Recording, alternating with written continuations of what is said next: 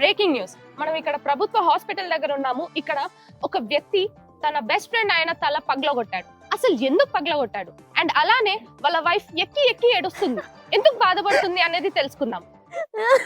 చెప్పండి మేడం, అసలు ఎందుకు జరిగింది, ఎక్కడ జరిగింది, ఎప్పుడు జరిగింది చెప్పండి. ఏడవకమ్మా, నువ్వు ఏమైంది నన్ను అడుగు, నేను ఎత్తులు కొట్టినా చెప్పండి సార్.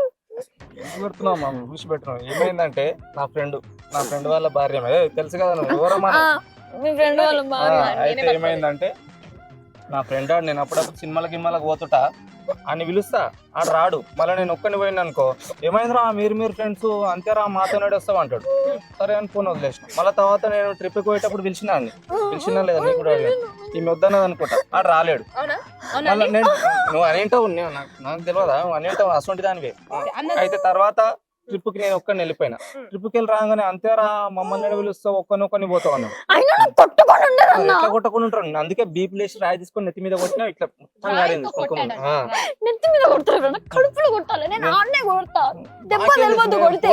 నాకు ఏడో కొట్టాలి, పోలీస్ అన్న నాకేం తెలుసు. ఎందుకు ఏడుస్తున్నావు, మా బిల్లు కట్టినా లేదా నేను?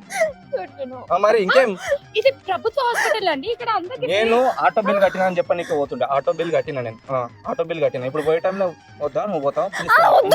ఇద్దరం కలిసి పోదాం చెల్లె అనుకున్నా నేను అందుకే 100 రూపాయలు కూడా ఎడిపిస్తున్నారు. మీరు పని చేసుకోకుండా మేమే బాగానే ఉంటాం, మీరు స్కూల్లో పెడతారు లేని పని. మేమైతే మాట్లాడతావా? పక్కు చెక్కబడి కూర్చోబెడతాది నేను. సరే ఇంకా ఏమన్నా చెప్పాలి? అయినా కూడా వదలలేదు నాకు.